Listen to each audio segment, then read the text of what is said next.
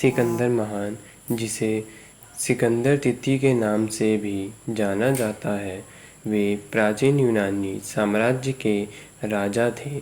सिकंदर के पिता फिलिप द्वितीय थे और फिलिप द्वितीय ने 336 ईस्वी पूर्व में सिकंदर को सिंहासन पर बैठा दिया था और फिर सिकंदर ने अपने शासन वर्षों को पूरे पश्चिम एशिया से पूर्वोत्तर अफ्रीका में सैन्य अभियानों का संचालन करते हुए बिताया।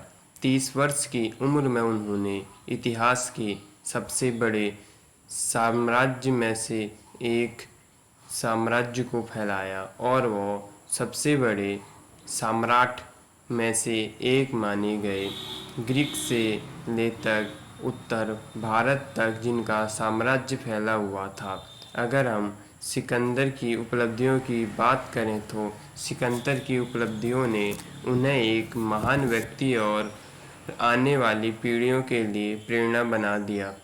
और यदि हम सिकंदर महान के आक्रमण के बारे में बात करें तो सिकंदर महान ने कई देशों में आक्रमण करने के बाद वह एक दिन भारत के राजा पोरस के राज्य पहुँचे। फिर 326 ईस्वी पूर्व में सिकंदर और पोरस के बीच जंग का आगाज़ हुआ, जिसमें सिकंदर की सेना में 50,000 से ज़्यादा सैनिक थे, जबकि पोरस के बाद 20,000 सैनिक थे।